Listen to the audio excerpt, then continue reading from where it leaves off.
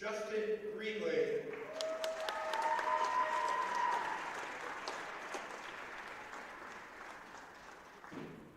Number 3, William Bishop Green from Chicago, Illinois.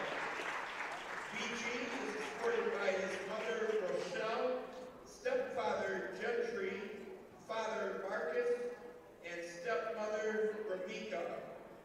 In his 4 years as a Cougar, BG has played in 50 games, starting 11 of those. As a forward, he has scored 312 points, 61 assists, 131 rebounds, and 60 steals. He had a career-high 18 points against Whittier on December 29th, 2022. BG will be graduating this spring with a degree in Business Intelligence and Analytics. William Bishop Green.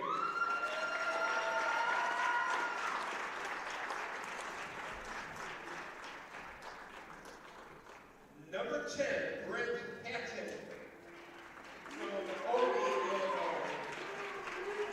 Brent is supported by his father, Alan, and mother, Maria. In his 5 years as a Cougar, Brent has played in 75 games, starting 60 of those. As a guard, he has scored 715 points, 316 rebounds, and 55 steals. With 112 three-pointers made, Brent has entered the top 10 all-time for career three-point field goals. In his sophomore campaign, he was honored as a NAC All-Conference Honorable Mention. A 4-time NAC Scholar Athlete, Brent will be graduating this spring with Masters of Business Administration. Brent Hatton.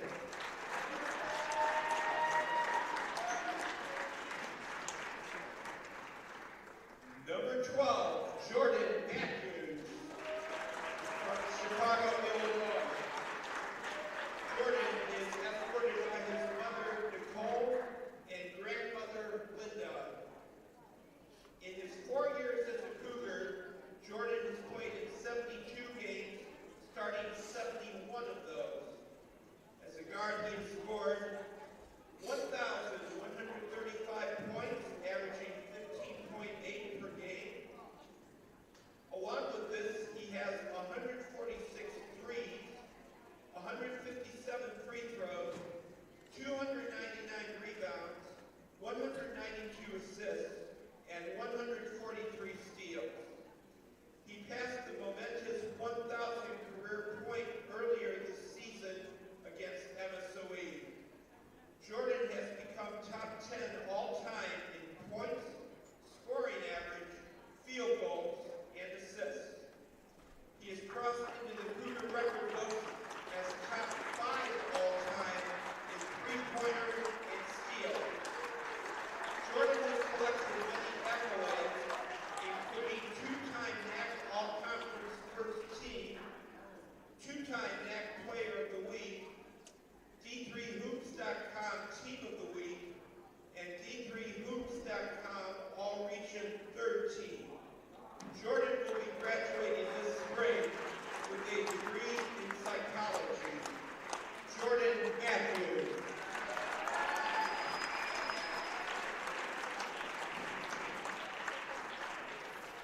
Number 15, Will Wainscott from Oswego, Illinois. Will is supported by his mother, Kristen, and father, Michael. In his 4 years as a Cougar, Will has played in 28 games. As a guard, he has scored a total of 30 points, 8 rebounds, and 7 steals. His career high in three-pointers made came this year against Lakeland on January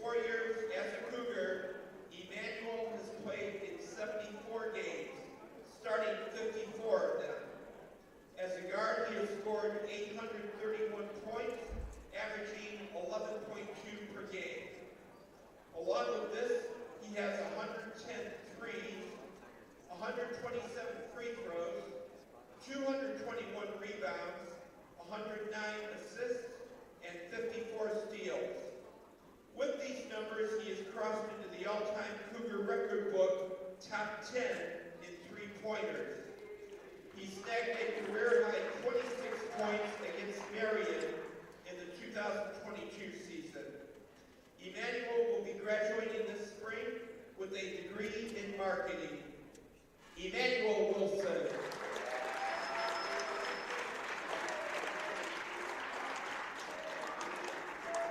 Manager Glenn Pollard from Chicago, Illinois.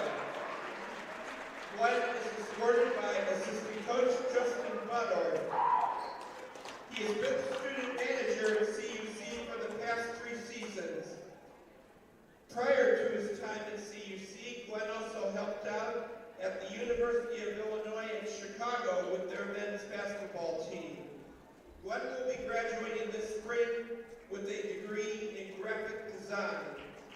Glenn Pollard.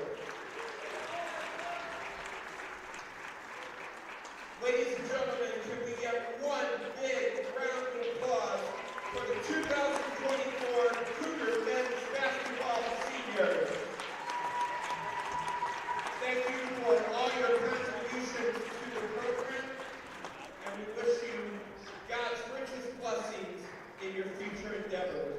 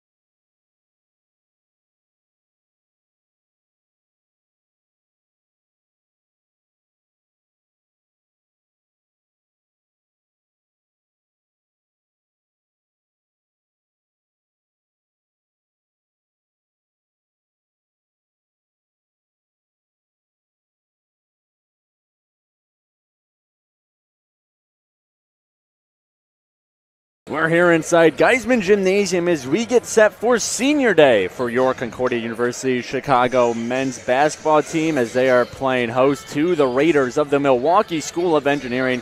Peter Borkowski here on the Cougar Sports Network, joined by Troy Pratley. And Troy, we are in for a good one. These are two NAC tournament teams. Both these squads have clinched their spot in the upcoming playoff. Let's get into a little bit of what they've been doing recently.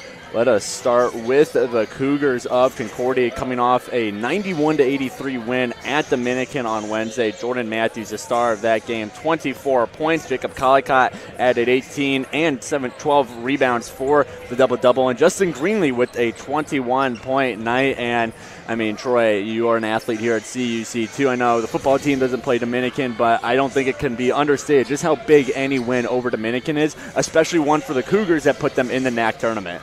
Yeah, you mentioned it, and that was a game that Dominican also needed to win for a shot in the NAC Conference tournament as well. So that was the battle for Division Street, a good matchup, really, the entire game, kind of a 5 to 8 to 10, back to 5-point game all the way through for, both halves for both teams. So a really well-played game for the Cougars. Lots of points scored, 24, 21, and 18.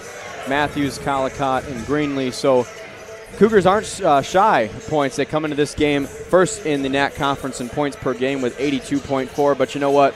So do the Raiders. Milwaukee School of Engineering, 5th in the conference with 76.5. So looking for a lot of points tonight, Peter. Right, and before we get to the Raiders, I mentioned it at the start of the pregame, this is senior night for the Cougars. So our players to watch are kind of this group of seniors, especially that starting lineup, which includes Matthews, a senior, William Bishop Green, as of late he's been in the starting lineup, senior, Brent Hatton, Justin Greenlee, both seniors as well. This is a senior group who is a really talented group for CUC and is really the leaders of this team, and they're going to look for big games out of each of them tonight.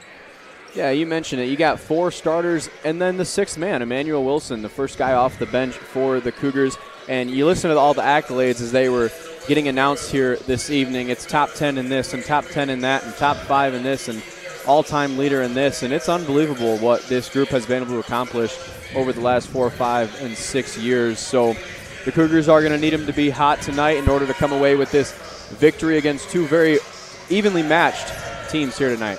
That's right. The Raiders, they're coming in 9-8. The reverse of the Cougars' 8-9 conference record. Currently 5th in the conference, MSOE is. And they're coming off a win of their own. They picked that up on Wednesday, 87-76 over Marian University. And the star of that game, and really the star of the season for MSOE, has been Mason Dupirik, first in the conference in 20 points per game. And whenever you have any player averaging 20 at this level of college, or college in general, I guess I should say, you know that is somebody that you really, really have to look out for. Yeah, I mean, obviously, given that, comes in most points, second most steals on the team as well, the most attempts, and he's got a brother on this team as well, Mattis Dupirik. So those two, as well as Donovan Carter, who comes in 4th in the conference in points per game, 17.7. So that group for the Raiders looking to be good here tonight. Again, lots of points.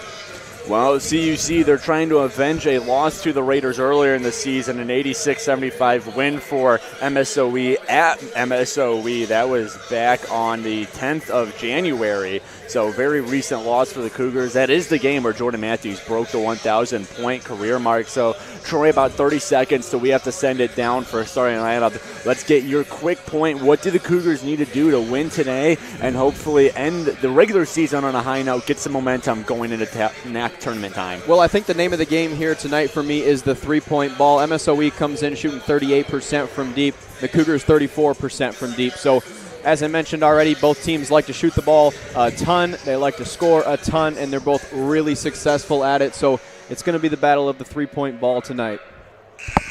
Well, that is the buzzer to end warm-up, so we're going to send it courtside for you now as our public address announcer, Jim Egan, announces the starting lineups for both squads, and then we'll have tip-off between your Concordia University Chicago Cougars and the Milwaukee School of Engineering. Don't go anywhere. We'll be right back on the Cougar Sports Network.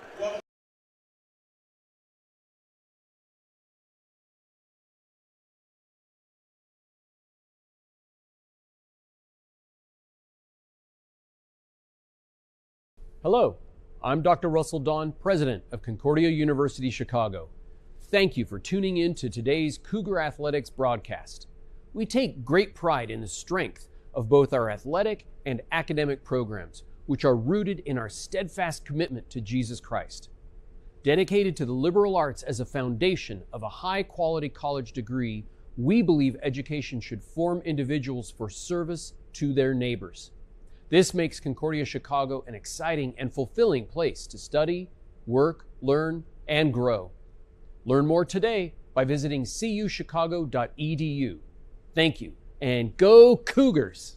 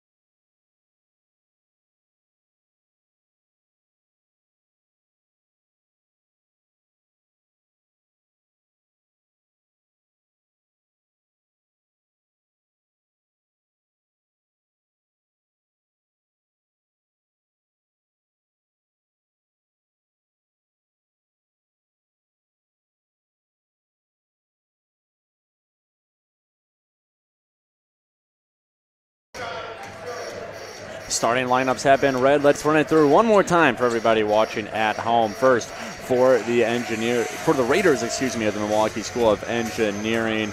At number 3, it is Jess Hartman. Number 4, Mason Dupirak. Number 23, Donovan Carter. Number 34, Mattis Dupirak. And number 42, Carson Cordelli. Assistant coaches, Caleb Ziegers, David Analyst, Michael Glass, and the head coach of the Raiders in his second season is Kevin Hurd.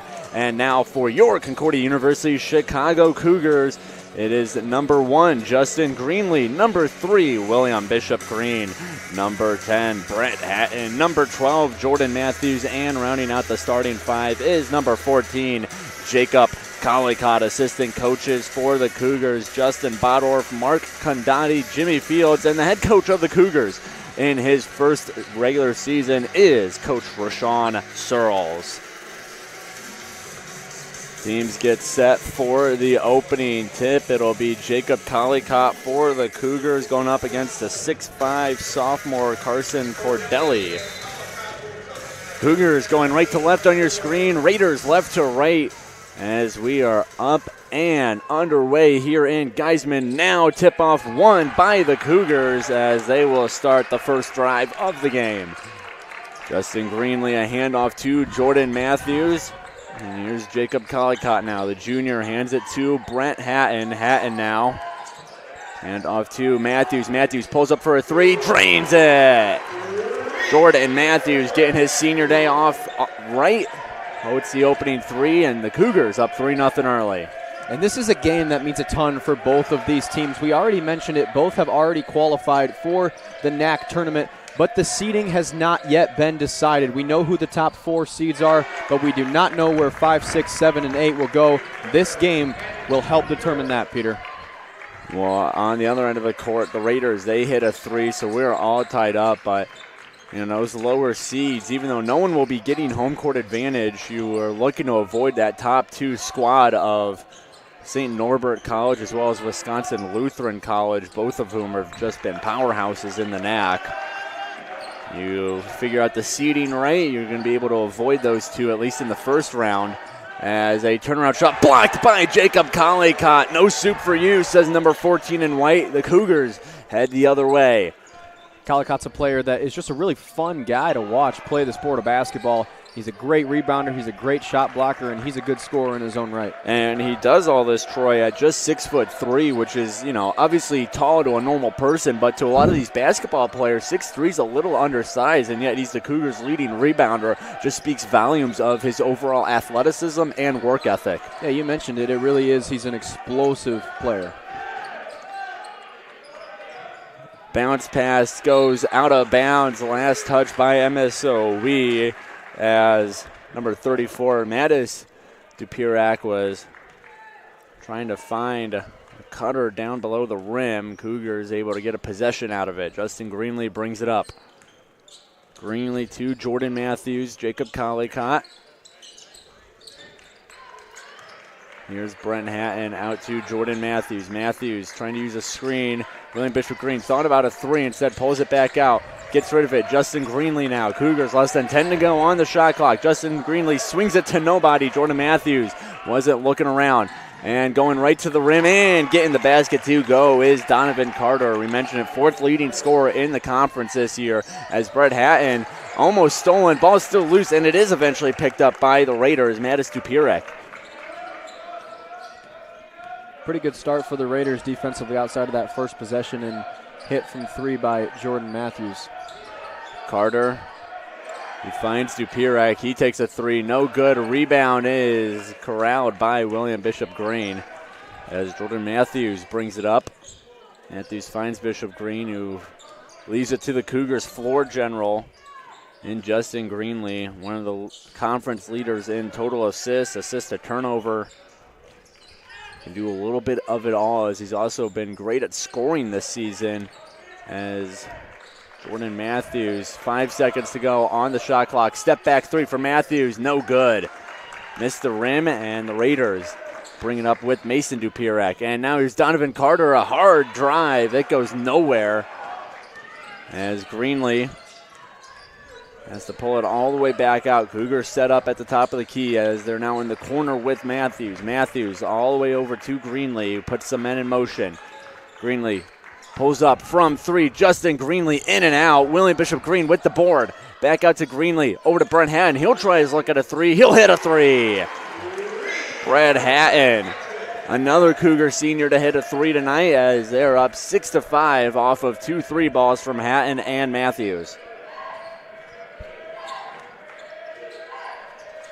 Last game against Dominican, the Cougars shot 44.4% from three, which is a really great mark. So that was my key to the game, and there's another one. So far we've seen both teams hit 2 3-pointers each here to open this game in the first 5 minutes. The differentiator right now is the Donovan Carter layup, as the Cougars trail 8-6. Another three from Hatton. That one is no good. Rebound is grabbed by Donovan Carter, who feeds it up to Mason Dupirak. 20 points a game on the season. Dupirak, such a lethal scorer, as he's going to get tied up here. Almost throws it away. Able to save it is Jess Hartman. Hartman now under the hoop, gets nothing. Rebound is on the ground now, and there's William Bishop Green. Finds Justin Greenlee, who kicks it up ahead. Jacob Collicott to Matthews. Matthews back to Greenlee as the Cougars get the rest of their players down on the offensive end. Greenlee trying to put his man in a blender. Jumper from Greenlee, no good. Rebound is up, and coming down with it is Carson Cordelli. Here's Mattis Dupirak. And using him as a screen was his brother Mason Dupirak, and he's going to hit a three off of it. Mason Dupirak getting a little brotherly love as he hits a three thanks to a screen from his brother Mattis, and because of it, Coach Rashawn Searle is having to call a timeout. So we'll keep it here on the Cougar Sports Network. And Troy, the three-pointers have been the story of the game. We've seen 10 taken so far, 5 made, 3 by the away team in red, and then 2 by the Cougars. And you kind of wonder, Troy, how long is this going to keep up? The three-point shooting can be unsustainable for a lot of teams, but right now, as we are over 5 minutes into this game, this seems to be the MO of these two squads, is we're going to attack from beyond the arc. The attempts, the three-point attempts are not going to change. I can assure you that. They will still be fired. The question is, can they sustain the accuracy of the shots? 3 for 4 for the Raiders and 2 for 6 for the Cougars, which 33% is still not a bad mark. 75 obviously is well above probably double average or what's expected. So the attempts are still going to fly, and it's just going to be a matter of who can hit them. Well, the Cougars, all their scoring has come from three-land as they get a couple of new faces in. Darian Williams, one of them, finds Matthews and Collicott. Sean Beckman, Joel Watts, also the new entries into the game for CUC. As here's Matthews. Matthews toying with his defender, has to get something up and gets a foul.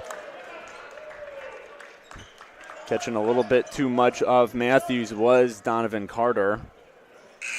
First foul on Carter, first team foul in general for the Raiders as he'll check out for number 21, Jordan Paulnow. Joel Watts, a transfer to CUC this year from Joliet Junior College. Lobs it to another transfer from Harper College, Sean Beckman, as now Darian Williams finds Joel Watts, finds Collicott. Collicott bounce pass, hits a Matthews in stride, and Matthews leaves it up. The ball finds the rim. Beautiful ball movement and a great go-ahead pass there from Jacob Collicott. Yeah, that was good action right there off the screen. A nice bounce pass there by Collicott and a great acrobatic finish. As Collicott almost gets a steal there, instead knocks it out of bounds. So MSOE will maintain it with 18 seconds to go on the shot clock, but again, Collicott is the definition of an everywhere player. He can pass, shoot, block, get steals, you name it. Collicott is that Swiss Army knife that coaches love to have on their team. He told me this morning at breakfast he was hoping for 15 boards tonight. Last time out he had 12 against Dominican in his double-double on Wednesday. Yeah, Collicott 18 points, 12 rebounds as CUC gets a turnover here. And now they'll head the other way and try and make up this 3-point deficit. Jordan Matthews already with 5 points on the night, 5 of the Cougars' 8. As he finds Joel Watts. Watts back to Matthews. Matthews now directing players around before getting it back to the top of the key in Collicott. Collicott back to Matthews. CUC no penetration inside the 3-point arc as now Beckman took a step in. A moving three from Watts is no good, but Williams makes it all right with the rebound. Darian Williams kicks it out. Jacob Collicott, one more pass to the corner for Watts, who finds Williams. Williams pulls the trig and off the front of the rim. And Troy, I think, despite not getting any points, that is kind of what you're going to get with this CUC offense. A lot of ball movement, almost chaos ball to a degree of just players flying around, a lot of passes, a lot of short passes, long passes, whatever it may be. That was a really, really good microcosm of what this offense is all about. It's a lot of movement, ball movement, player movement, lots of screens, and a ton of action. And also, it's not just on the offensive side. It's on the defensive end as well. They like to get their hands in the passing lanes and take a lot of charges. You'll see a pretty high frequency of press by the Cougars team, so especially off of made baskets.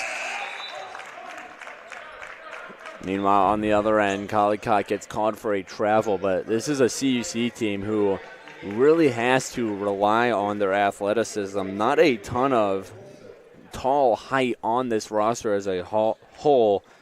Their tallest player is listed as Sean Beckman at 6'8". Also have Carter Langendorf 6'7". But other than that, you have a lot of 6'5", 6'3s. Not many stereotypical bigs on this roster, but now on defense is one of them in Beckman as he's getting taken to the rim, and good defense there on number 35, Anai Amaoa.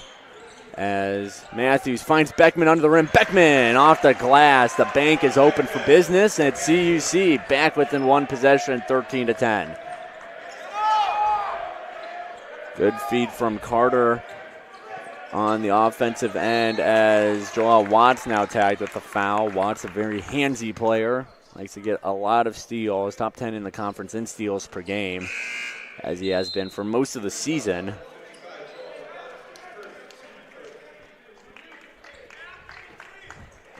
Another thing that this Cougars team does really well that we saw in that last possession is moving the ball up the floor, whether it's off of a made basket or a defensive rebound. They like to push the ball up via pass. to extend the pressure on the defense. And there's a Collicott block. Collicott. Already his second of the game. Collicott pins it against the glass as CUC quickly moves down the other end of the court. Collicott on key defensively so far. 2 blocks, as Troy mentioned. Able to pin that one against the backboard. Now Matthews finds Collicott, finds Beckman. Wide open 3, counted! Sean Beckman wears double threes for a reason as he's tied this one up at 13 points apiece. Beckman's a player that's been really consistent for the Cougars, seen a lot of time this year. Started early on, has come off the bench of late. As Mason Dupirak gets that one to fall. But back to Troy's point about Sean Beckman averaging 16 minutes a game on the dot, as well as 6.9 points a game. But we've seen him able to really explode for multiple double-digit games so far this year. Has been a really nice piece that Coach Rashawn Searles was able to get in the transfer portal. Is Joel Watts. How about another transfer for you? This one hits threes for CUC. Both of them do. And the Cougars are on top now, 16-15. CUC's transfers running rampant right now. As MSOE looking for a response. Ball is almost poked away. Collicott almost picked up a steal, too, to add to his pair of blocks. Jess Hartman runs into Joel Watts. Here's Donovan Carter. They got to get a shot up with 3 seconds. Carter gets one up and hits off the rim and out of bounds. Good defense there by CUC to force the bad shot. Yeah, that's exactly what you needed. And now you've hit a couple threes, and you're going to get a timeout right here from the Raiders, an attempt to kind of stop the Cougars' momentum. Yeah, Coach Hurd calling a 30-second timeout, his first, as CUC 3 for their last 3 in terms of field goals, while MSOE, they're still scoring at a consistent rate, but not at the mark they need to. As Troy mentioned, these are 2 high-flying offenses coming into today. MSOE, they're putting up 76.5 a game, CUC 82.5. as they're 2 of the best offenses in the conference, and it's really going to be about who can hunker down enough defensively to just limit that other offense enough that your offense can pull away at the end of the day. As the timeout's starting to break up, we'll see what Coach Hurd drew up for his team. Another thing to note, Troy, is MSOE's been running their starters a lot so far. We've seen a lot of Carter. We've seen a lot of Mason Dupirak. Jess Hartman's been out there quite a while, too, as has number 34, Mattis Dupirak. This is a CUC team that Coach Searles really prides himself on the depth, and when you have a high-flying, high-paced game like this, a lot of movement up and down the court, players are going to get tired. That's where your depth really comes into play. Yeah, Cougars do play a ton of guys. The Raiders come in with 3 players averaging over 30 minutes per game. So we'll see what they're able to do with their primary starting 5, while the Cougars get a highlight reel play from their benchman, Joel Watts. As Donovan Carter now trying to find someone open. He does in Mattis Dupirak. Dupirak, a little hook shot, gets it to fall. Hard to stop that against a 6'5 Dupirak that close to the rim. Meanwhile, Jordan Matthews says, I'm going to take this myself. Gets it to go. The one-handed scoop as the Cougars, their offense is flying high right now. 5 of their last 5 from the field. He's fired up. Matthews up to 7 now. Tied for the game's leading scorer. Meanwhile, on the other end, a clunk from beyond the arc for MSOE. Matthews thought about a 3 instead, finds Emmanuel Wilson. Wilson can't get the bank shot to go. Wilson, one of the seniors, being honored before the game tonight, as was Matthews and William Bishop Green. And Green just a little too late on that defensive slide. Able to get the bucket was Cordelli. Joel Watts pulls up from 3. Oh my goodness, Joel Watts, the confidence on that shot. Ran up, pulled the trigger, and sinks it. Cougars up by 4 now, 23-19. So we said it was a game of the 3-point basket. The Raiders shooting 50% from 3 of 6. The Cougars 5 of 11 at 45% now. Here is Mattis Dupirak, finds his brother in Mason. Mason sinks a shot. Mason Dupirak, so good in open space, such a lethal shooter. Cougars gave him just enough room. How about another from Joel Watts? Oh my goodness! Someone get a heat check out here. Joel Watts is feeling it from beyond the arc. Well, I'll tell you what, if the Cougars' next possession doesn't go to number 55 right there, there's going to be a problem. He might pull from the logo. MSOE needs to start pulling their guards up a little bit because Joel Watts is hitting anything and everything he can. Here he comes up the far sideline. I think I know what Cougar fans want to see. Oh my goodness, from Curry range, no good. Off the back of the iron, there's the heat check. Watts getting a little confident. You could see him telling Coach Searles, my bad. The bench loved it though. I think everybody kind of knew that was coming. As they find Watts, he's going to pull it from beyond the arc. Joel Watts, he's going to try another three. No good on that one, as the duality of shooting is quickly finding Joel Watts. Now he plays some good defense on the other end, and Donovan Carter able to plow through a couple defenders. And now you see Coach Searles saying, all right, let's settle down. We get a made basket. Let's slow the pace again. That was a fun little run right there the last couple minutes by both sides. A pair of made baskets each. As they steal here from Jess Hartman, go ahead pass to Donovan Mitchell. Mitchell up for the easy layup. And Coach Searles is going to have to call a 30-second timeout. And as I said, the duality of college basketball, CUC riding high off of two Joel Watt pull-ups. And now MSOE, they're going to have to go on a run here and force CUC to call a timeout. We're going to take a quick break here on the Cougar Sports Network as well, and we'll be back in just a second.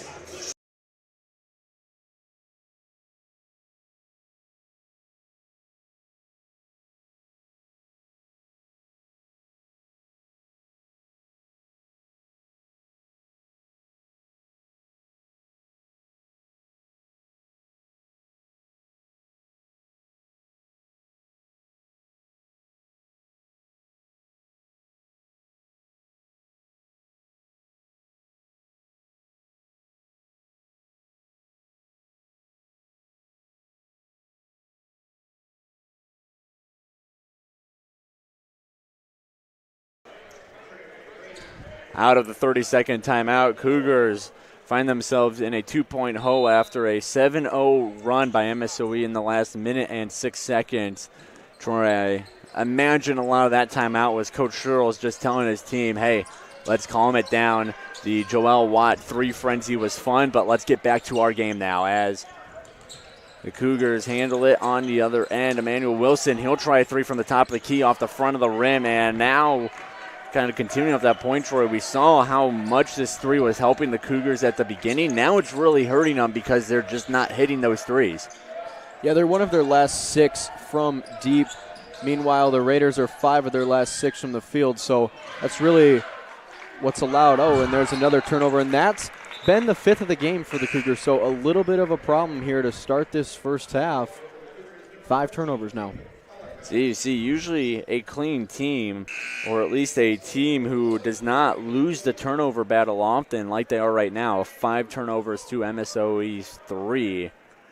But this is also just good coaching on Kevin Hurd's part for the Raiders. He sees CUC taking all of these 3s, and I imagine he's telling them guys, hey, every time they miss a 3, let's just go down and get 2 points off of it. Let's not worry about the big home run swing. Let's just get a single here. If you want to use a baseball analogy, and because of it, MSOE's been able to chip away at the CUC lead and take a 2-point lead in their favor. As here is Carter. Carter spins around Matthews. Matthews getting a little overzealous, trying to pick that ball off, and as he brings it up now, CUC in a 4-point hole.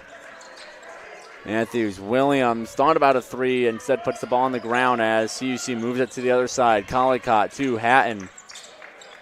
Hatton to Matthews. Matthews trying to find some space. Matthews, turnaround. Oh, gets blocked. Donovan Carter, good patience. Matthews pulling all the tricks out of the book. And Carter just waited for the right time and swatted away, but CUC will maintain possession. Cougars now over their last 4 from the field, and over 2.5 minutes without a basket here. Let's see if this possession can change it. Here's Darian Williams. Williams finds Matthews. Matthews now to Justin Greenlee. Greenlee's got to get up something to beat the shot clock. Doesn't hit the rim, so shot clock violation on the Cougars' part. 5:31 left to go here in the first half as CUC finds themselves in a 4-point hole, 30-26. Donovan Carter finds Aiden Blackman, one of the first players who came off the bench for Coach Hurd. As Matthews works around a screen, bounce pass, Mason Dupirac up in the air, finds his brother Mattis, who finds Blackman out on the corner. Blackman, baseline drive, goes nowhere. Brent Hatton, good defense, covering him up, and he just turns it over. Justin Greenlee now. He's got to beat two defenders and wisely decides to pull it out. Jordan Matthews, he goes right to the rim, however, and ball no good, ball loose. There's Justin Greenlee again. Justin Greenlee goes at the rim, no good either. CUC struggling to find good shots here as they are swarming MSOE. They got to get back on defense. It's a 2-on-2, 3-on-2, and Blackman knocks over Hatton, who gets charged with a block.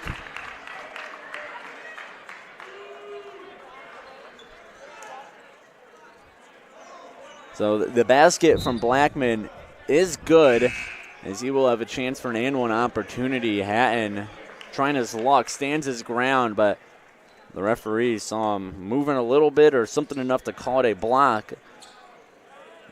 As Blackman has a chance for a three-point play here.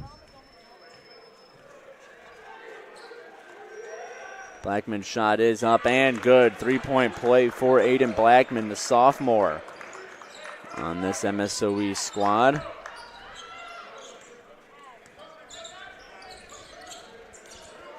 Emmanuel Wilson, that sixth man that Troy mentioned earlier, who's been so good in that role for CUC. Wilson trying to take it himself, and he'll draw a foul. And Troy, that seems to be CUC. What they've been doing as of late is, you know, the adjustment has been seen. The Cougars were not hitting their shots from behind the arc, so instead we've seen a ton of aggressive drives to the rim. And I think they're at least trying to draw the foul, and now they're finally able to get one as Emmanuel Wilson heads himself to the line. Yeah, only 2 fouls here apiece with 4 minutes to go in this first half, so it's been a fairly clean game, or at least they've let it be a clean game as far as the scoreboard's concerned. Not very many ticky-tack fouls, so you know that's something you can use as a player as part of the strategy is, hey, we can kind of bump, we can reach a little bit more maybe, and see kind of where that limit is and how quickly do the referees pull the trigger in those types of situations. The referees of the game are Randall Wells, Reed Burrell, and Alan Matuszewski, as a physical drive there from Ine Amoa.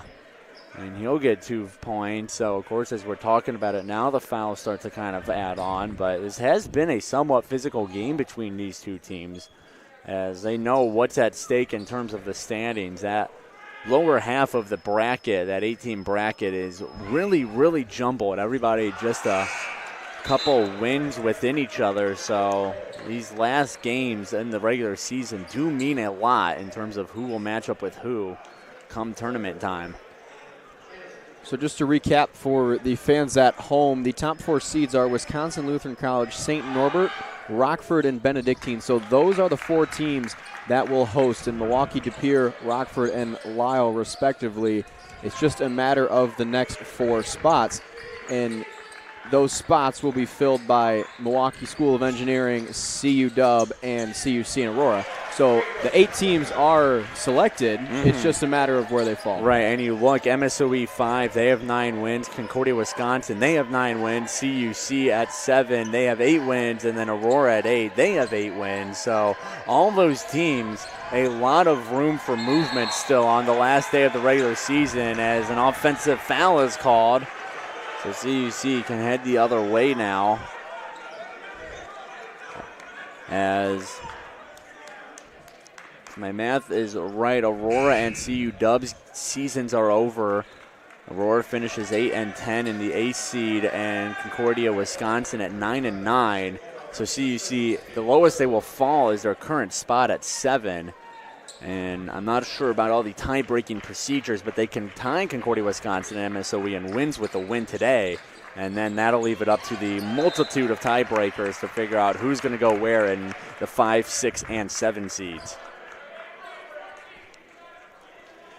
Meanwhile, back on the court, 3:25 left to go here in the first half. CUC back within 4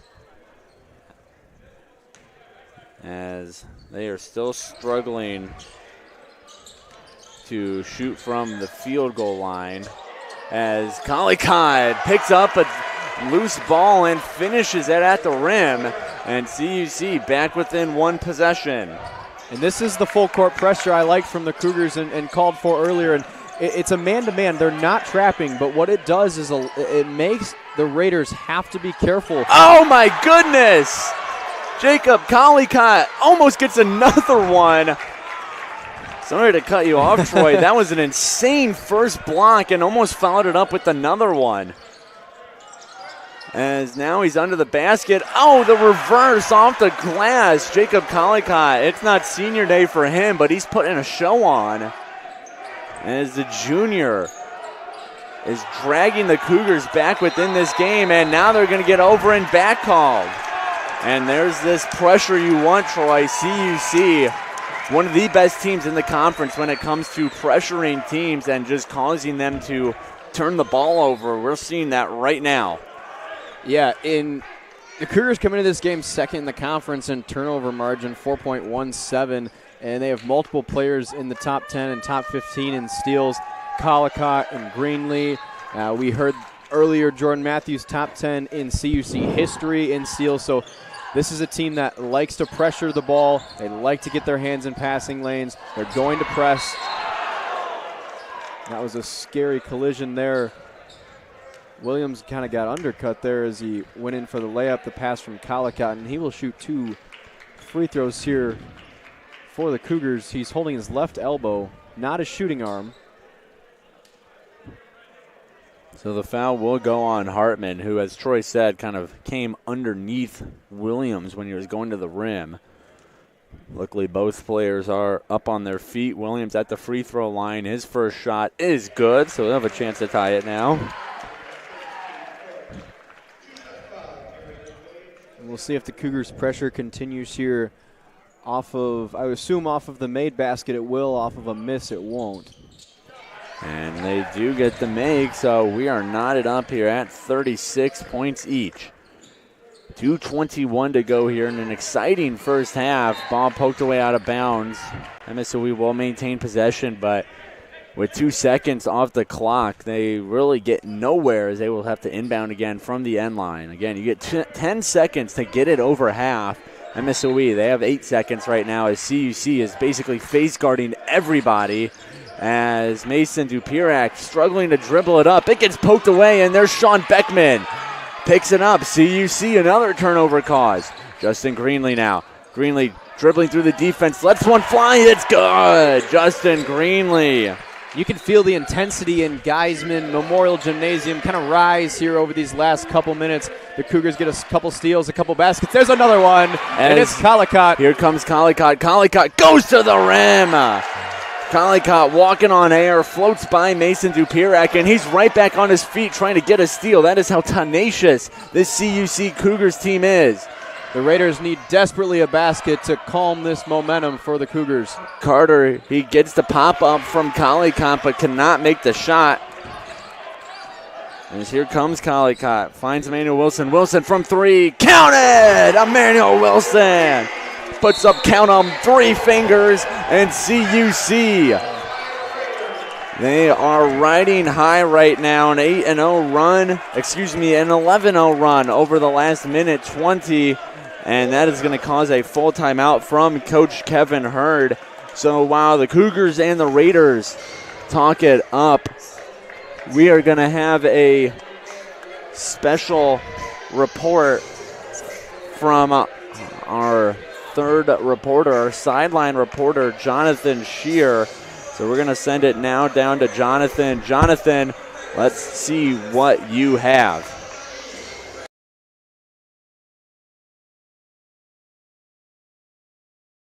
It's absolutely hectic down here right now. A lot of that has to do with the pace of play lately. The Cougars have been forcing a lot more turnovers from the Raiders in the last couple minutes here, and if that score says anything, it's the effects of that pace of play. This team is better when they're forcing turnovers, and they are taking full advantage of that right now. Back up to you, Peter.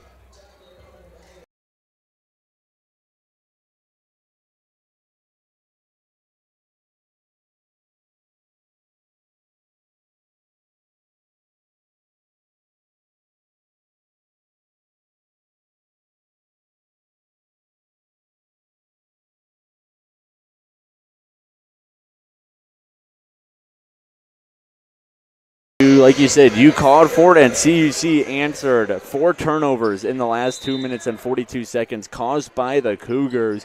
And this is really this Cougars team bread and butter. It's not the three-point shooting. It's not the fancy layups or the blocks. It is this, as we are seeing right here. As a whistle blows now, a foul caught on Greenlee.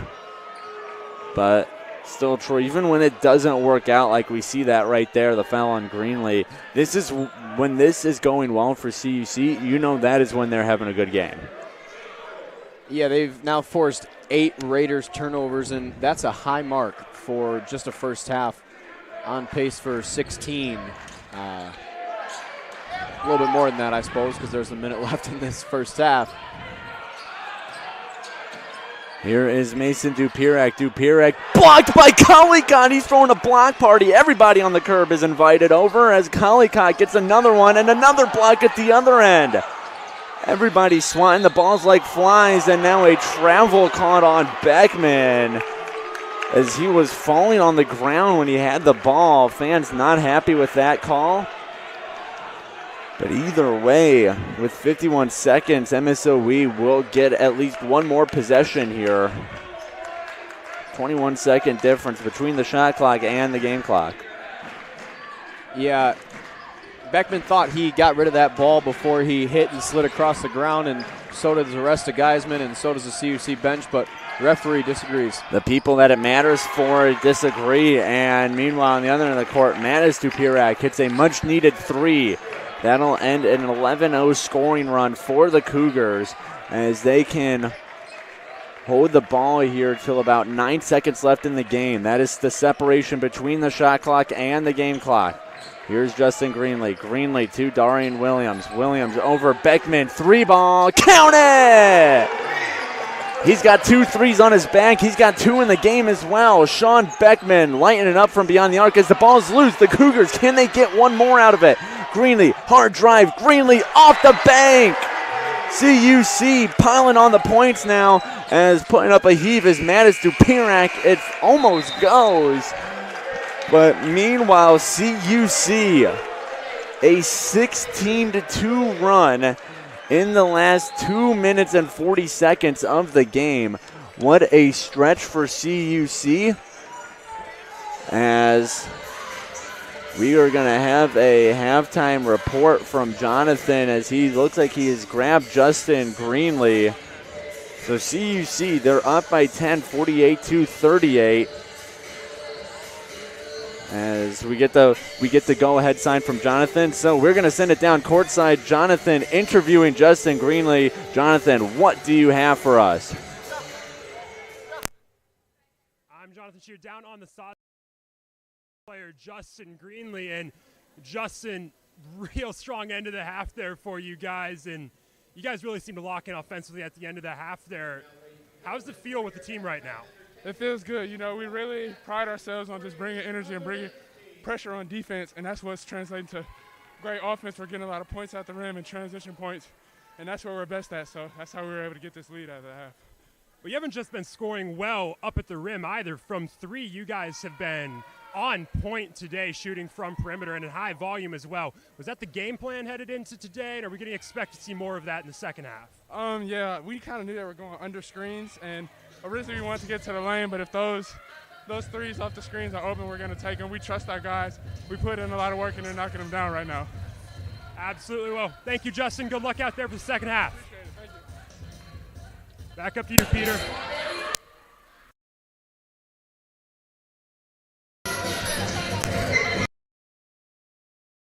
Sideline reporter Jonathan Shear once again. So as the Concordia dance team performs at half court, we're going to take a break here on the Cougar Sports Network. 13:08 remains on the clock, so we have second half action for you. Cougars currently on top of the Raiders 48-38. Don't go anywhere. We'll be back on the Cougar Sports Network in just a second.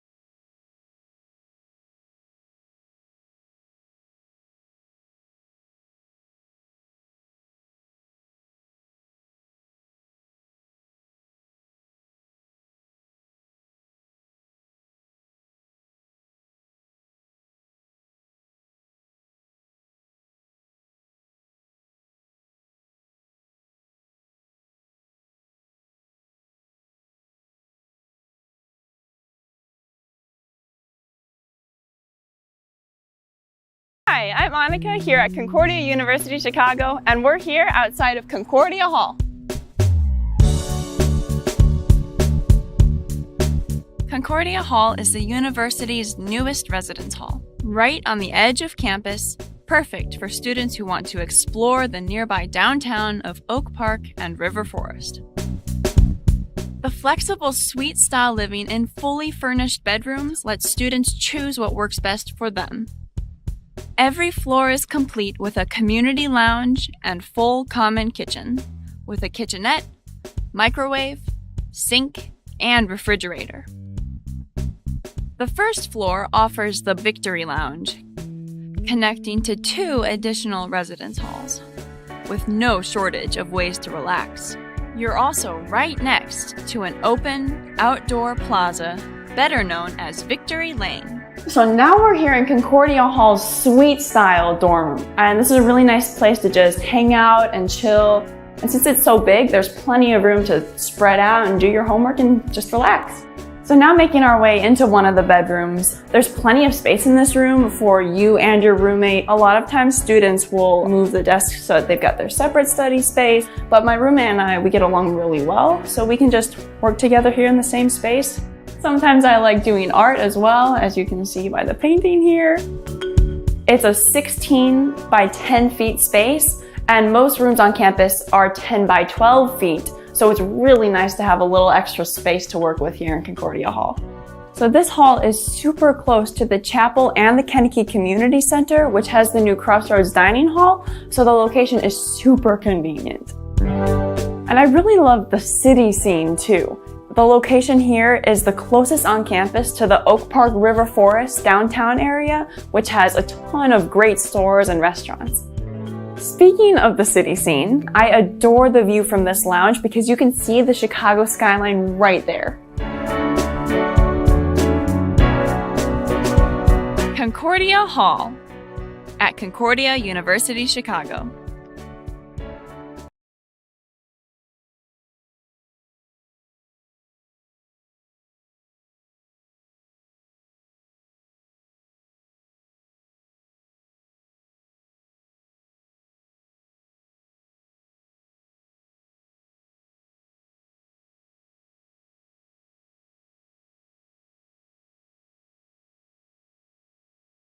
Become a CUC nursing student and choose to stand tall for healing at a university that places Christ at the center and embraces teaching students to live a life fulfilled by purpose and meaning.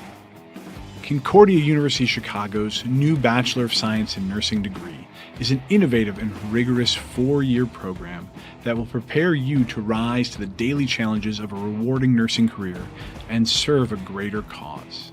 Our newly built modern simulation center features 4 distinct spaces: a skills attainment lab, multi-specialty intensive care spaces, a health assessment learning center, and a simulated home environment. Due to our close proximity to many world-class teaching hospitals, CUC's clinical rotations offer an abundance of diverse and real-world experiences. Learn more about earning your BSN at a Christ-centered university today.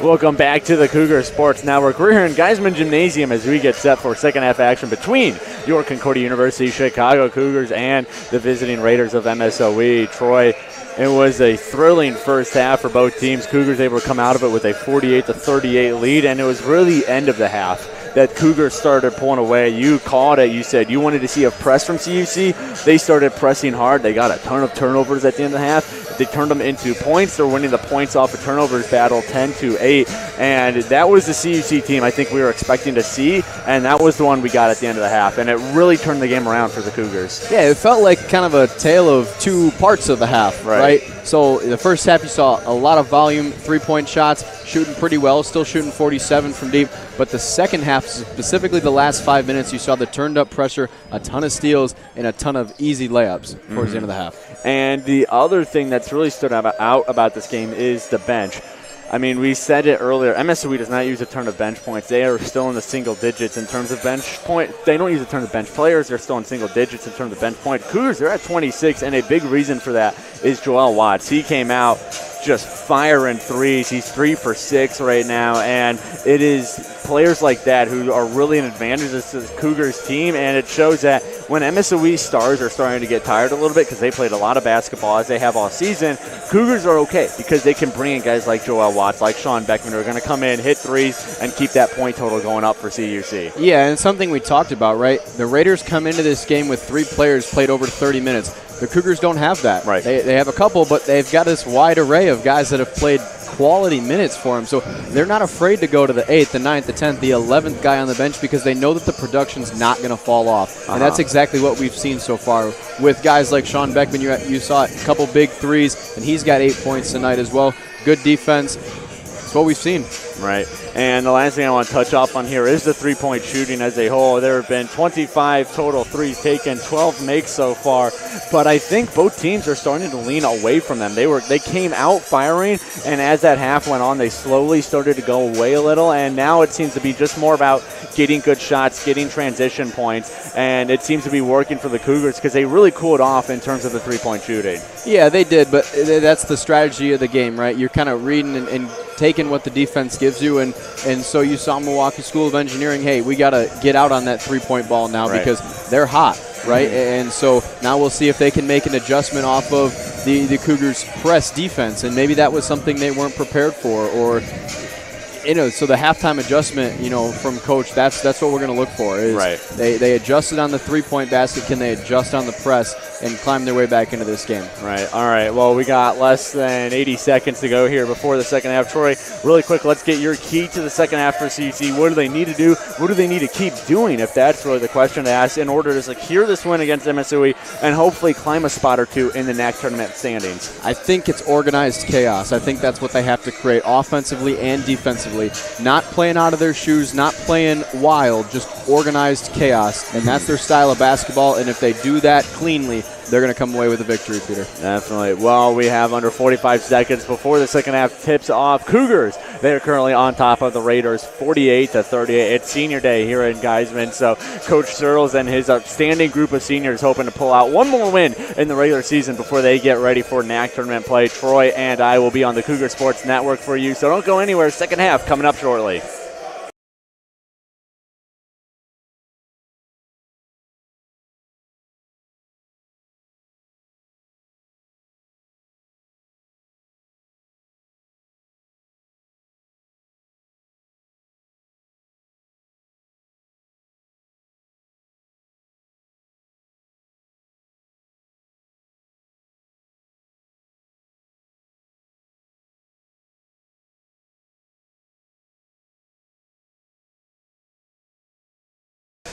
Back here on the Cougar Sports Network. When I said we'll be back in a sec, I really meant it, as we are ready to get underway here in second half basketball between the Concordia University Chicago's Cougars and the Milwaukee School of Engineering Raiders.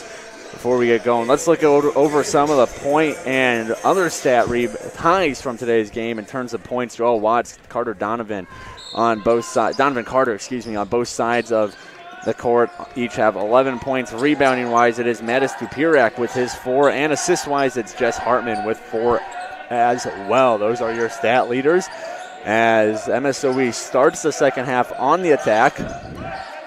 They find Donovan Carter as he's trying to back down Matthews. He swings it all the way over. Here is Hartman. Hartman, a floater, can't get it to fall. Brett Hatton comes down with the rebound. A good defensive possession there for the Cougars to start the half. That's exactly what you want, to settle in and retain the ball with still a 10-point lead. Here is Justin Greenlee, finds Brett Hatton. Hatton finds Matthews now. Cougars working around the perimeter. Matthews slicing through the D and gets it to roll in off the rim. Jordan Matthews able to turn himself through a double team as Cougars open up with the first basket of the second half. Mattis Tupirak trying to find somebody, finds Jess Hartman. And now it gets to Mason Dupirak. Dupirak trying to spin it around as now Carter takes a three and drains it. Donovan Carter adds to his now game-leading 14-point night as Collicott throws that one away but stepped out of bounds first, so MSOE it's actually going to be CUC possession. The referee signaled for a kickball there off of the Collicott pass. So CUC might have caught a little break there. Have 23 seconds on the shot clock as here's Brent Hatton. Hatton to Matthews. Matthews now uses Hatton as a screen. Step back shot for Matthews. Nothing but the basket. Jordan Matthews. Well, a step back shot as CUC increases their lead again to 11 points. Cornelli loses it, kicks it out. Carter, here's Hartman. Hartman gets a Pop-Tart out of Matthews, and now a three from Mattis Dupirak. That's off the rim. Cougars, they head the other way. Matthews, guarded by Carter. Collicott to Hatton, down to Bishop Green in the corner. Green finds Collicott now. Collicott. Handoff to Matthews. Matthews, pull-up three. Yes, sir! Jordan Matthews, he's fired up. And as he is quickly climbing the points leaderboard, he now has 14. That ties Carter for the game lead. 14 points, 6 of 10 from the field and 2 of 3 from the perimeter so far for Matthews, having himself a very nice senior day. Now another senior for CUC commits the foul. It is William Bishop Green on MSOE's Cordelli.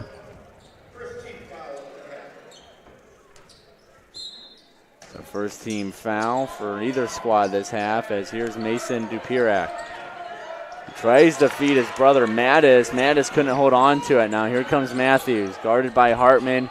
Greenlee to Hatton for a three, in and out as Greenlee comes down with it. No good, off the glass again. Took 2 tries, but Greenlee able to finally make a deposit from the bank as CUC keeps scoring here in the second half, showing no signs of slowing down. The Pirak to Hartman. Hartman up and can't get it to go. Jess Hartman had a shot right next to the basket. As here comes Donovan Carter, blocked by Collicott. Someone stop him, he's a man on the block. Justin Greenlee cleared for takeoff.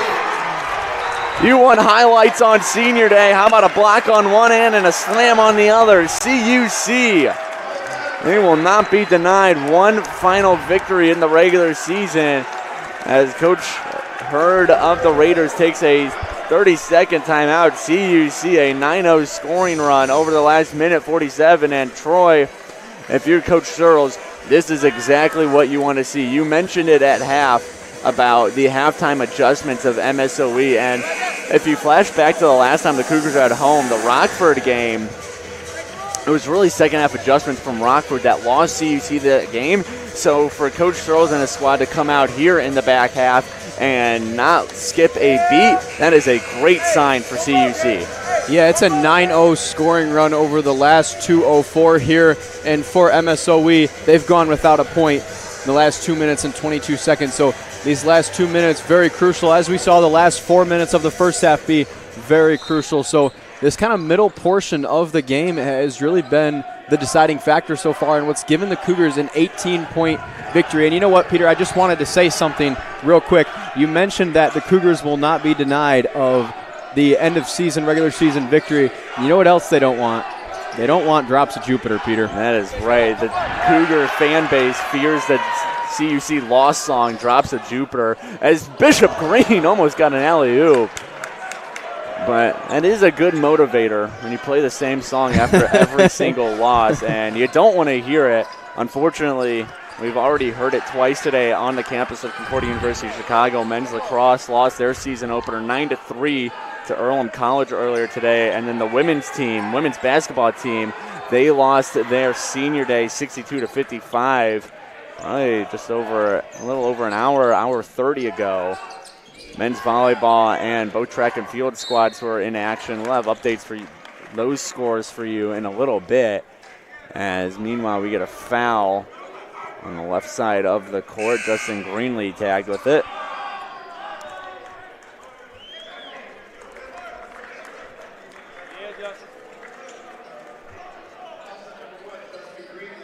That last offensive possession for the Cougars, they went for the alley-oop to William Bishop Green, and you could just hear the crowd in Geisman stand up, and they were waiting for that to connect. I think Geisman might have fallen apart at the seams if the Cougars were able to get that one, especially after the block dunk combo we had just a few minutes ago. As here's a three and a no-good three from the first time we've called his name tonight. Excuse me, no, Jordan Paul now. We've seen him before, number 21, as Donovan Carter can't get it to fall. Here's Blackman, finally, MSOE able to put in the basket. Ton of second chance opportunities. They convert. Yeah, that was just a really good effort possession there by Aiden Blackman. He had 2 offensive boards there, and it led to his own basket.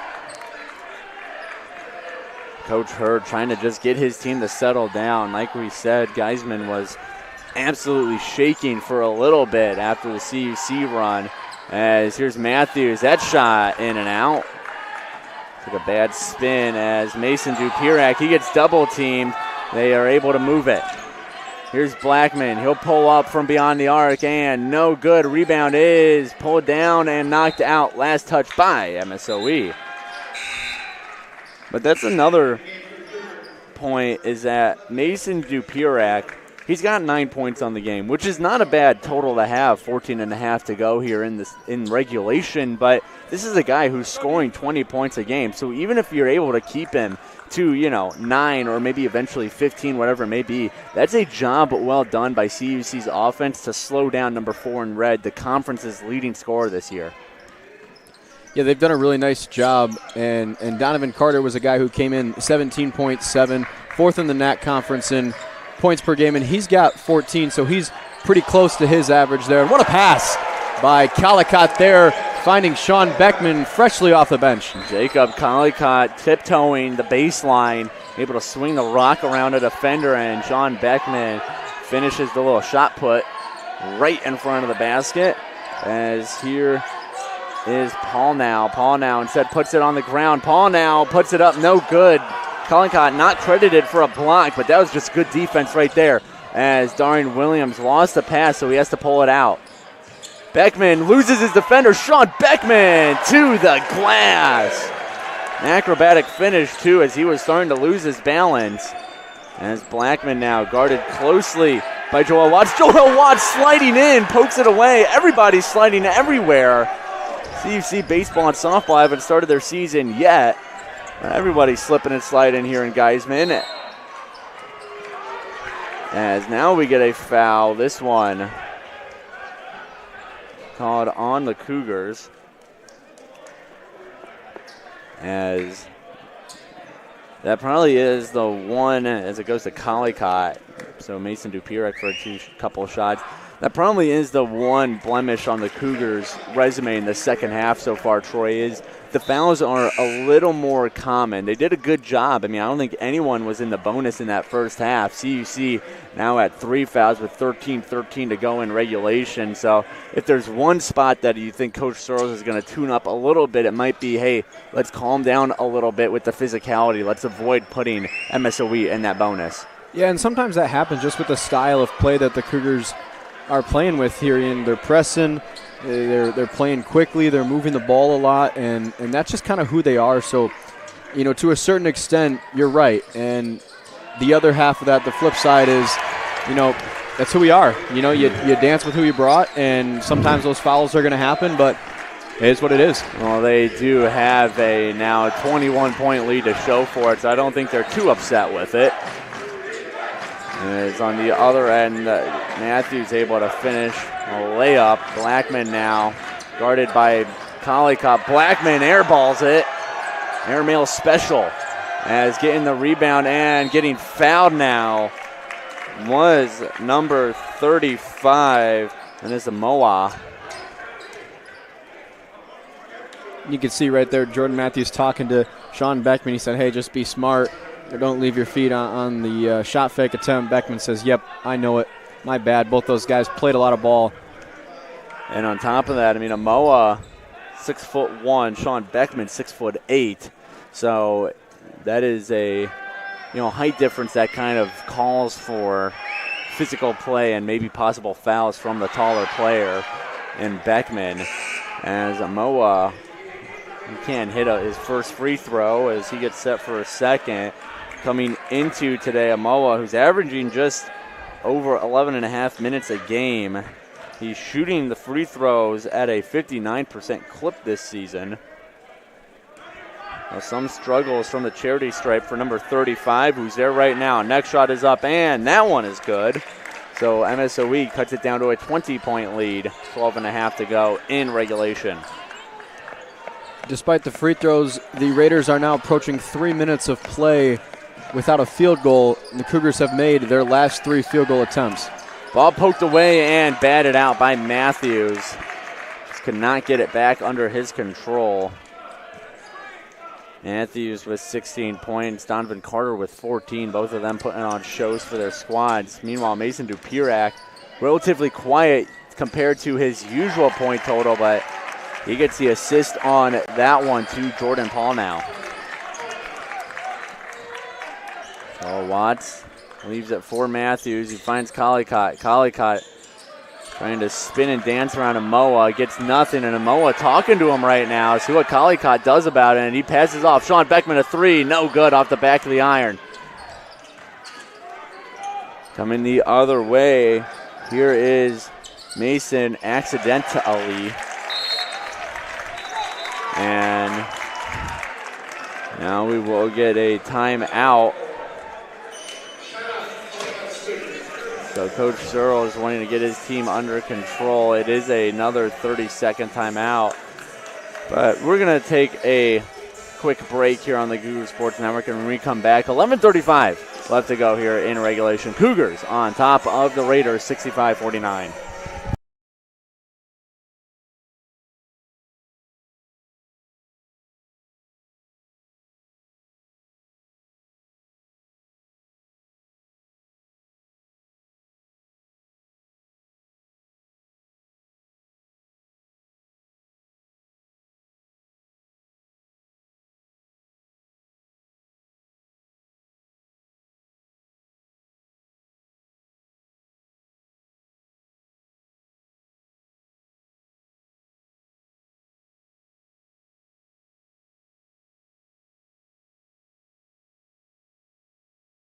Back here on the Cougar Sports Network, and Peter Borkowski, Troy Prattley with it. Troy, I do want to get your 2 cents on that timeout by Coach Searle. His team is up by 16 points at this point, but he decides to use the timeout there, and I imagine that was all just to kill the momentum that MSOE was starting to gather. Yeah, I think it's twofold. It was one, definitely that, a couple baskets by MSOE, but substitution as well. We've got a couple new fresh legs in here for the Cougars with under 12 to play now. Darian Williams hands it off to Emmanuel Wilson, one of those fresh set of legs for CUC, who finds Sean Beckman. He remained on the court from before the timeout. So he finds Darian Williams. Williams now finds William Bishop Green. Bishop Green trying to make something happen. Green swings it to Greenlee. Amazing find there by Bishop Green. The Green connection goes to work as CUC ups that lead back up to 18. Yeah, just a smart play there by William Bishop Green. He's got 2 defenders on him, which by good math means I think he got a piece of that one, the very edge of his fingertips, and now a block on a 3. Mason accidentally able to get some fingertips on that one. Carter denied by the rim again. Stellar defense by the basketball hoop on Donovan Carter. As here's a Moa turnaround. This shot goes, and he draws a foul on top of it. The referee signals contact to the back of the head. Beckman thought he was straight up there, and he may have been, but that rip under move there by Moa kind of ripped right through and kind of forced the contact by Beckman on the back of the head. And that is a skill in itself, being able to draw fouls. Even if Beckman, like we said, was in good positioning from his perspective, good players know how to lean into that contact and get free throws, as Amoa won't be able to connect on the free throw, and Sean Beckman comes down with it. Yeah, the other part of that is body control, right? So you can go up and you can create the contact but still not lose control of the ball and have it in a nice like shooting position, if you will. So when that contact does come, your body's still in control to be able to complete the basket. Well, Bishop Green cannot complete the basket on the other end of the court, as we are officially halfway through this second half. Carter, no good. William Bishop Green right on his back. Now he brings it up, finds Emmanuel Wilson. Wilson fires from beyond the arc and hits from beyond the arc. It's a three-party here in CUC, as that'll be 3-ball number 10 for the Cougars. And now we have a foul.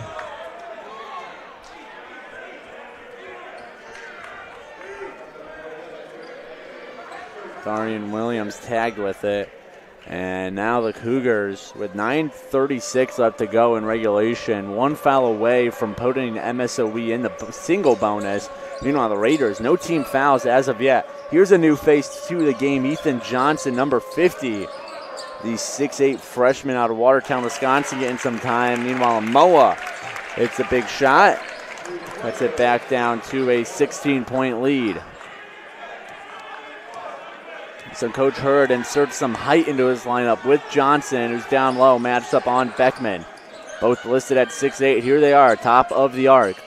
Beckman for Darian Williams. Williams gets away from everyone. Beckman, oh my goodness! Amoa swats it away. As here he comes now the other way, plows through Bishop Green, and a block, called on CUC's number 3. As Amoa will head to the line, 1-1 coming up for number 35. Yeah, the Raiders are playing with a lot more energy over the last 3 or 4 minutes here, defensively and offensively. They're creating the contact. They're pushing these dribble lanes. They're blocking shots on defense and getting in help side defense as well. So kind of what's allowed them to slip a little bit back into this game. Still 15-point lead for the Cougars, but it was 21, so they've got a chance to cut it to 14 here with this next free throw, and that's a big reason why. And Amoa himself, he's in double digits now with 10, has a chance to make it 11. He's really come to life in a role off of the bench, as his next shot is good. And Amoa's a guy that came into this game only averaging 11 minutes per game, and he's already at 15, so he's above his average for the season, and we still have 9 minutes to play in this one. Say he's earned it too. Like I said, 11 points. He's been playing great basketball, aggressive basketball too. Here's Williams. Corner 3 is no good, and now we get a foul on the rebound.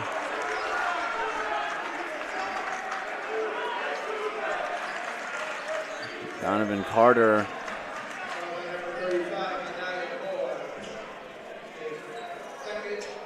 I think they're actually, according to our public address announcer, they're saying it is on Amoa, and it is. I thought the ref at first signaled that it was Carter. So instead, Amoa gets tagged with his second personal. Matthews, a long 3 is no good. Collicott, nice save there. Almost takes himself out beyond the baseline, but he gets the Cougars another possession as he's back in play now. Here's Matthews. Matthews for Hatton. Hatton for 3. No good. Rebound is collected by the big man for MSOE, Ethan Johnson. Amoa is in trouble. Finds Donovan Carter. Carter now for 3. No good. And there's Collicott with the board. Collicott, he's up to 6 rebounds now. 4 away and 2 points away from a double-double. But he's a player that we talked about at the beginning of the game, how he's just a really complete, explosive basketball player. He's got 8 points, 6 rebounds, 5 assists, 5 blocks and 2 steals, so he's basically filled up every category you could have. And Brent Hatton fills the basket with the ball from the corner as CUC hits a 3, but yeah, Collicott, I mean, you know, you say he's going to get a double-double in points and rebounds, but at this rate, he's almost as many blocks away as he is rebounds away. The 5-block game is crazy as here he goes, cleared for takeoff and goes for the layup instead. Can't hit it, but Jordan Matthews helps him out with the rebound and the putback. Jacob Collicott always expects something explosive out of him. Instead goes for the layup, can't hit it. And now we get a whistle. Yeah, sometimes those breakaways are awkward. Normally, Collicott's a player that likes to go for the slam. Well, that one, you got a defender trailing you in Donovan Carter, and looked like maybe Collicott wasn't too sure if he'd be able to flush that one. So instead, he kind of went for the layup late. Luckily, Jordan Matthews was there to follow it up. 75-56 is our score. Under 7 minutes to go as getting set for a couple of freebies is Mason accidentally.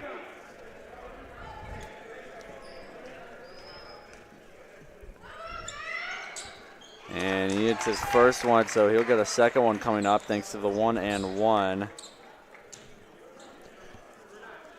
We've got a new face for the Cougars, checking in the senior number 22, Kieran Heller. Heller, one of the seniors honored before the start of today's game.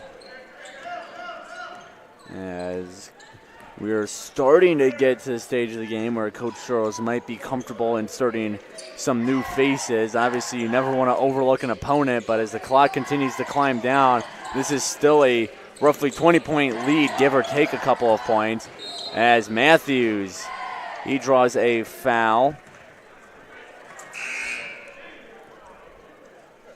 So, second team foul coming up for MSOE. That is one of the bright spots they've had in the second half, is their ability to stay out of foul trouble. All game they've been able to do it, but the second half especially, as CUC has gathered 8. And turnaround shot by Bishop Green is no good. Rebound by Mason Dupirek. Dupirek has hit double digits with 10 as he loses that one, but he is still 10 points away from his season average. The Cougars have done an outstanding job of limiting the top scorer in the conference. As here's Greenlee. Greenlee for Hatton. Hatton back for Greenlee. Greenlee now trying to start his drive. He's got to get rid of it. He does. Bishop Green with less than 5 to go on the shot clock. Bishop Green trying to put his man in the blender. Bishop Green puts it up, and it falls. Bishop Green running to and fro, and he finally gets one to go, as it is now 77-57. He did a really nice job there. You saw heard the bench start to count down from 6 and 5, and he didn't panic. He didn't shoot the step back 3. He took all of the clock, and while it was a contested basket, it was from 3 feet away, right, instead of 20 or 25 or wherever he'd have been able to pull up from. So a really nice job there by William Bishop Green, using all of the clock. Using those 6 or 5 seconds he had to get as close as he could. As Troy pointed out, that was his first basket of the night. Meanwhile, CUC ups it back to a 20-point lead after a stop on the defensive end. It remains a 20-point lead, I should say. Cougars 2 seconds on the shot clock, and Brett Hatton, it will not count. And it won't make it in the basket either, as another senior now checks in for CUC. Will Wayne Scott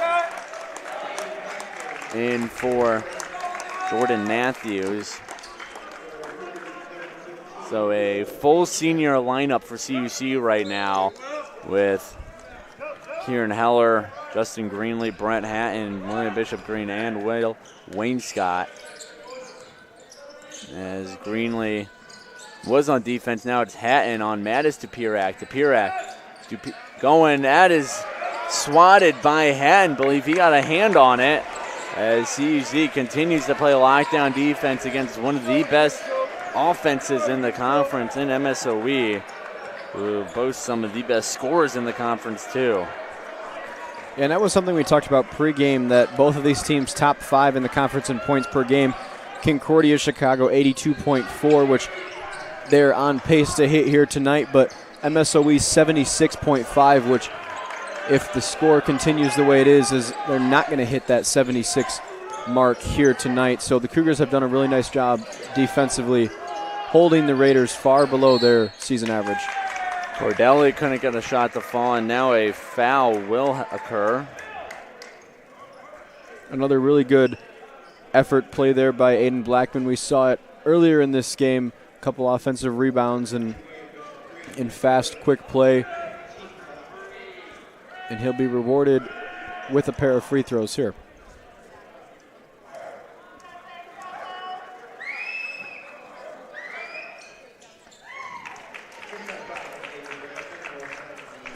So made shot for Blackman, which means he'll get another one. CUC one foul away from putting MSOE in the double bonus now. After that, every foul will result in 2 free throws for the Raiders.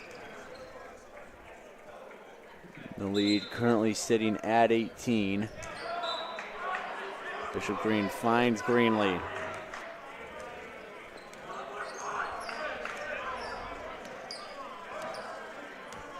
Here is Greenlee, guarded closely by Jordan Paul now. William Bishop Green handling it, finds Hatton, who finds Greenlee. 10 seconds left on the shot clock. CUC's really been using as much clock as possible.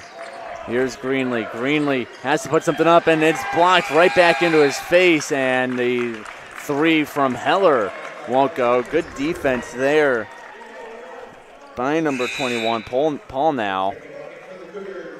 As CUC will check out Wayne Scott and Heller in favor of Emmanuel Wilson and Jordan Matthews.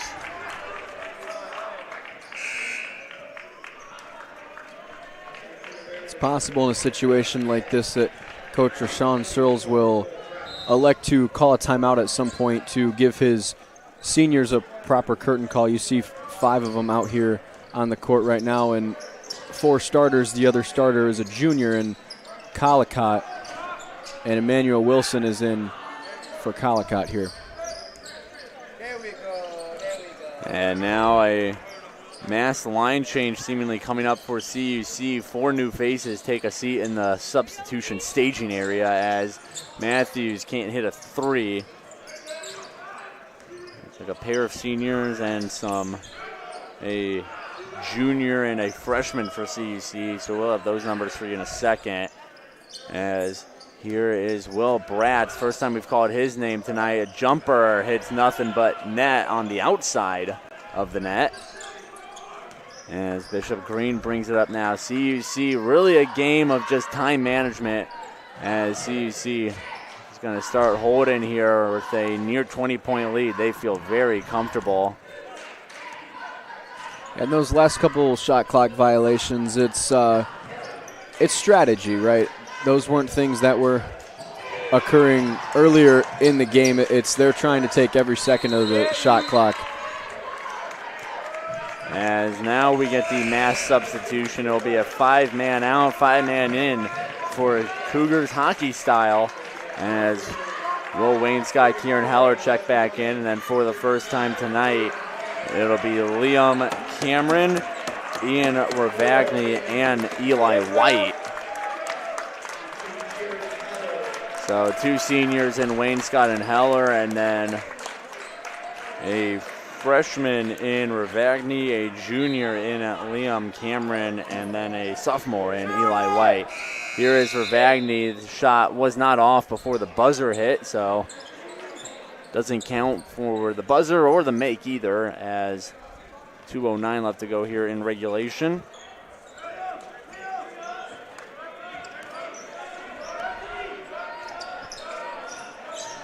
Coming here is first time we'll call his name tonight, number 10, Brock Adams, and now Paul now, his shot no good, grabbed by the big man for CUC, the 7-footer Liam Cameron. And Troy, you don't see a ton of Liam Cameron on the court for CUC this year. He's averaging just 3 minutes a game, but you know the Geisman crowd really loves it when Coach Schillis puts in his 7-footer. Yeah, how can you not, right? I mean, as he does stuff just like that, grabs a board and puts it back in. He's a fan favorite around campus for sure. One thing worth mentioning here, Peter, the Raiders have gone almost 8 minutes without a field goal here down this stretch as well. As Coach Hurd's team down by 20 now has hit a slump at the worst possible time. If they were able to consistently hit shots, not that it would be a tied game necessarily, but it would at least be a game. But because of that drought Troy mentioned, 243 without a bucket, 0 for their last 6, 1 for their last 8 from the field, Coach Hurd is really seeing his team fall in a hole. But looking ahead now to the NAC tournament, the quarterfinals open up on Tuesday, February 20th. So right now, CUC, they are slated to face off against the number 2 seed in the tournament, though that could always change. 1v8, 4v5, 3v6, and 2v7 is the official bracket as Cameron puts up a hook shot. It's the front of the rim. There's Will Wainscott. Wainscott goes up. He's blocked, and MSOE grabs it. But Troy, as we close out, I mean, obviously this game is pretty much said and done unless MSOE can bust out a 18-0 run here in 50 seconds. Obviously, the next step for the Cougars is the playoffs, so I just want to get your sense here as we kind of watch the end of this game unfold. Just what exactly do you see the Cougars' chances in this tournament? Obviously, they're a lower seed. They're going to have to play 1, probably 2 games on the road. So just what do you see from this team that shows that, hey, this is a team that can make a lot of noise in this tournament? Well, I think you got a team that if they play like they did tonight, high energy, they shoot the ball well, they don't turn the ball over, and they play together. And I think if you get that team day in and day out, they're gonna be successful. The other thing worth mentioning is they've played these top teams pretty well all year. I mean, their last game against WLC on January 24th was a 97-96 loss, and WLC's the 1 seed, right? Mm-hmm. So it's not like this gap between 1 and 7 where they sit now is astronomical. No, these are 2 good basketball teams that played a really good game less than 3 weeks ago. Mm-hmm. So if that is the matchup, they're right now slated to get St. Norbert. These aren't games that are far-fetched, or if there were betting odds at this, it wouldn't be crazy lopsided. Right, and in terms of that St. Norbert matchup, which would be the worst seed that the Cougars probably end up with, as Will Wainscott adds a bucket to cap off senior night here. But in terms of that St. Norbert game, they lost to them on January 13th by 13. But before that, they lost to them by just 6 at St. Norbert, which is where that game would take place. So like you mentioned, Troy, even if they aren't gathering wins against those top teams, they play these teams extremely well, as that is where Coach Searles and his mind are at right now.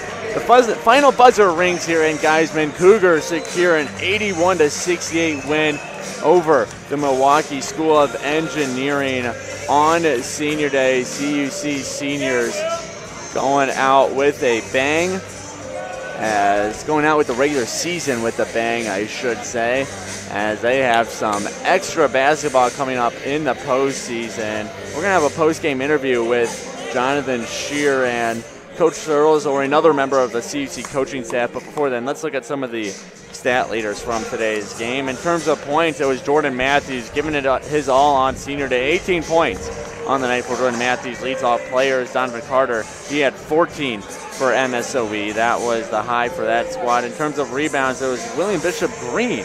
He had 8 for CUC. Mattis Kapirak finished with 7.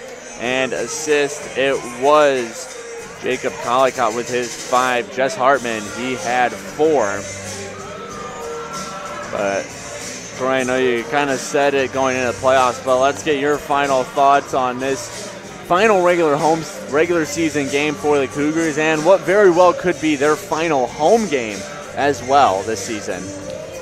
You know, they played a really good game from start to finish, shooting the ball 39.3% from the perimeter. A really good mark that's above their season average, right around where they shot last week at Dominican. So if that's any indication, they're getting hot down the stretch, and that can only help them as they continue into the postseason. They were perfect from the free throw line, and that's a spot that when you get into the postseason, these close games, that free throw line really does make a difference in determining the outcome of these closer games.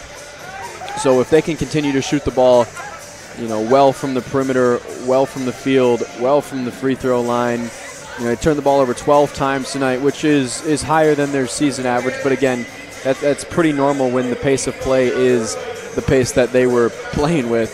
They turned MSOE over 14 times, so still positive in that aspect as well. And Milwaukee School of Engineering played a pretty well clean game as well, shooting 41% from deep, but a mark only 68 from the free throw line there. So with more turnovers, didn't shoot great from the line.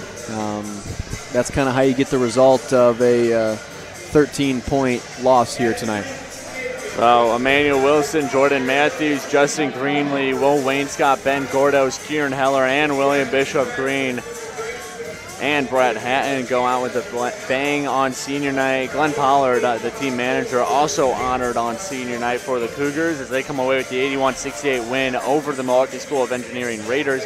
Want to say thanks to everybody making this Cougar Sports Network production as special as it always is.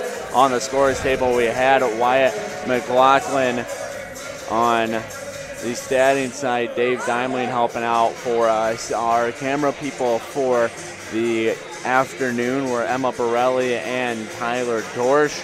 And then our producers as well, Jessica Gang and Ashley Schroll. Jonathan Shearer, our sideline reporter, Troy Pratley, joined me on the Cougar Sports Network all afternoon long. But don't go anywhere. We're going to send it down to center court in just a second. Jonathan Shearer, our sideline reporter, will be joined by Coach Searles for a post-game interview as we are currently seeing it unfold now. I believe a couple seniors might be joining in on the interview as well. As we give the four of them, Jonathan, Rashawn Searles, Jordan Matthews, and Brent Hatton, a second to clean up. So we're going to send it down courtside now. Jonathan Shearer joined by Coach Searles, Jordan Matthews, and Brent Hatton for a post-game interview. Jonathan, what do you have for us?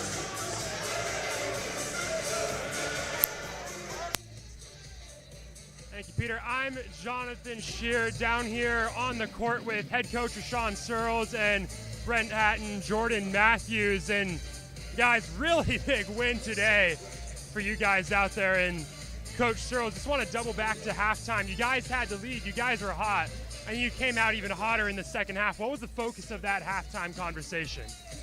Honestly, just don't let up. Come out and play with the same focus and energy that we had played with in the beginning, and continue to move the ball, get everybody involved, and allow things to come to us. Don't go out there and force it.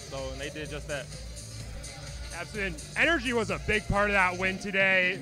Lots of turnovers, double digits in steals across the board. But another thing you guys did really well was shooting the ball from beyond the perimeter, and that's something both of you guys did well. So any reason you guys were feeling it out there tonight? It's not just tonight. We understand the importance of every game, every practice, every film session from here on out. So we just come in and can control what we control. Everything else will, take care of itself. And whether we make the shot or not, our main focus was getting the stop on the other end, and I feel like we did a good job at that tonight. Some nights you have the shot going in, some nights you don't, but the main reason starts with the defense. And I feel like tonight we played with a lot of energy, a lot of effort, and just all of us flying around. That's when we play our best. It's when we disrupt and cause chaos. Yeah, and you mentioned right there, you guys are at your best when you play with energy and you're able to control the pace of the game.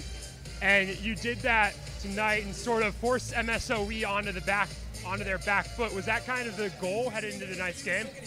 Yeah, we felt like the first time we played them, we kind of let them off the hook. Now, bar none, they got a really good team and they're very disciplined. But we felt that there were some things that we did not do that propelled them into a win last time. So when we came out today, we just wanted to make sure that that was the focus, and we stayed focused on that throughout the entire 40 minutes. Absolutely. And then something that really developed in that second half was the passing, the ball movement from you guys, which really was on a whole nother level in that second half. And how have you guys really kind of worked to getting to that point throughout the year and sort of getting that point in this game even?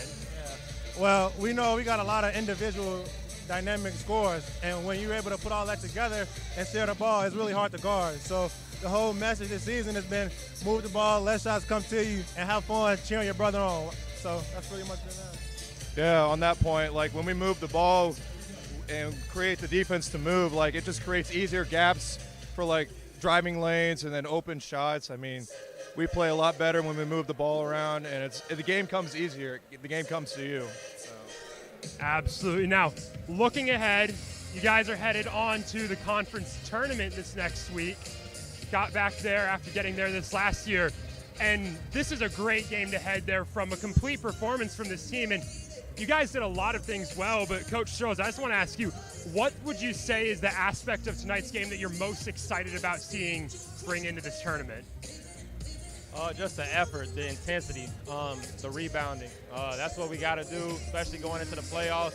Play St. Norbert first game, so if we don't bring that, it's going to be a long day. So we got to make sure we pull from this game the rebounding, the defensive intensity, just the energy and effort, and I think we'll be in for a dogfight, but we'll be ready.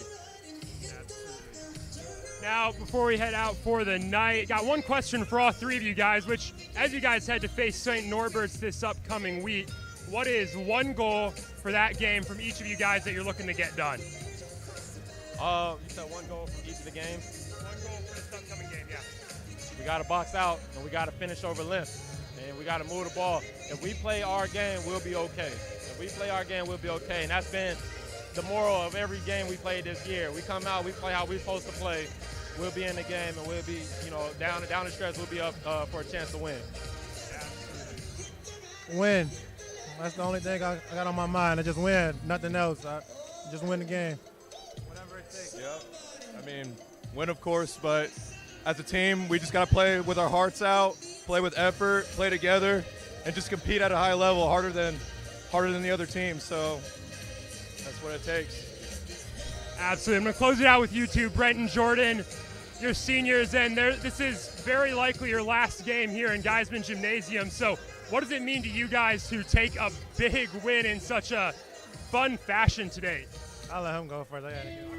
It's a blessing, especially like a teammate like Rock and the other seniors who I've been here with 4 years. It's something special. You build a brotherhood, and you just get to embrace the moment, especially like a night like this, especially when we come out with a win. It's a good ending to Geisman. Yep. Yeah, it means the world to me. I transferred in, as some of you may know, so it was a rough start, but they welcomed me with open arms.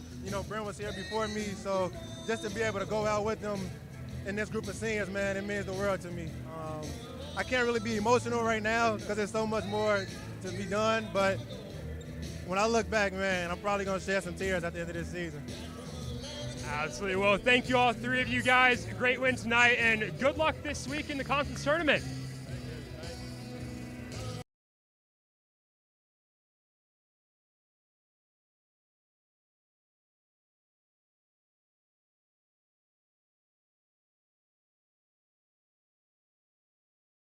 Thank you so much for tuning in to today's Concordia University Chicago Cougars Athletics broadcast. We hope to see you on campus very soon. If you would like to learn more about what Concordia Chicago has to offer, go to cuchicago.edu.